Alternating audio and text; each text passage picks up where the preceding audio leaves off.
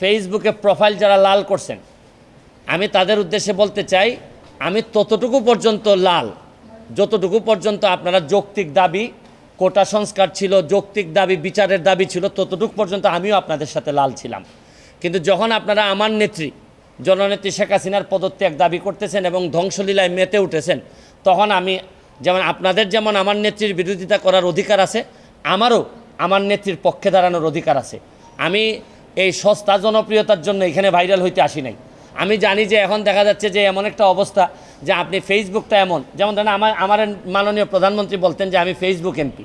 আমি যদি Facebook MP হিসেবে চিন্তা করতাম, তাহলে ফেসবুকে তো এখন পুরাটাই দখল করে রাখছে হচ্ছে গিয়ে এই জামাতের লোকজন সবচেয়ে বেশি দখল করে আছে। তা আমি এখন সরকারের বিরুদ্ধে একটা কথা বললে আমার তো বলার ক্ষমতা আছে, আমি তো স্বতন্ত্র এমপি, আমি যা ইচ্ছা সরকারের বিরুদ্ধে বলতে পারবো।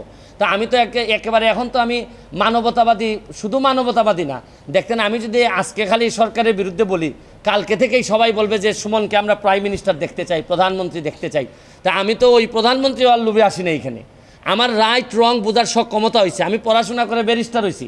আপনারা বলতে পারেন যে আমার পড়াশোনা খুবই খারাপ, মান খুবই খারাপ, কিন্তু এইটা আমি আপনাদেরকে জিজ্ঞেস করতে চাই, প্রধানমন্ত্রীরা আপনারা এই রিজাইন করাবেন, সরকার পতন করাবেন, পতন করায় আপনাদের আন্দোলন তো এখন পুরাটাই হচ্ছে গিয়ে জামাত শিবির আর বিএনপির দখলে চলে গেছে। তাইলে আপনারা জামাতকে আবার ক্ষমতায় আনবেন, তারেক জিয়ারে আবার ক্ষমতায় নিয়ে আসবেন যিনি দ্বন্দ্বপ্রাপ্ত। তাইলে আপনারা যদি এইগুলো আনেন, তাহলে আজকে আপনারা এক দফা চাচ্ছেন। এক দফায় কি মনে করলাম যে আপনাদের এক দফায় আমি মেনে নিলাম, মাননীয় প্রধানমন্ত্রীকে বললাম যে আপনি কি করেন, পদত্যাগ করেন, ছাত্ররা মারা যাচ্ছে, এই না আমরা বললাম তারে, স্বতন্ত্র এমপি হিসাবে আমি তারে বললাম। আজকে যারা এক দফা দিচ্ছে, কালকে এরা আরেকটা দফা দিবে, দিয়া বলবে যে আপনি আওয়ামী লীগ করা বন্ধ করেন, এই দেশে কেউ আওয়ামী লীগ করতে পারবে না। 2 দিন পরে বলবে যে এই দেশে মুক্তিযুদ্ধের চেতনা থাকবে না। এরা একটার পর একটা দফা তো আপনি যদি সব সারেন্ডার করে মেনে নেন, তাহলে আমরা যাব কোথায়? আমি তো কোনো সংঘাত চাই না, আমি তো কোনো ধরনের সংঘাত, একটা প্রাণহানিরও আমি কোনোভাবেই পক্ষে না।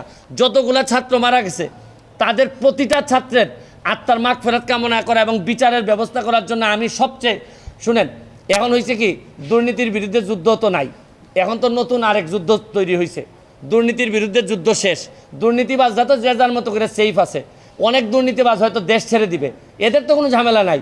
মরবে হচ্ছে গিয়ে যে যারা এই না দুর্নীতি করছে, না এরা এই যে সহজ সরল জীবনযাপন চাইছে, তারাই এখন বিপদগ্রস্ত বেশি।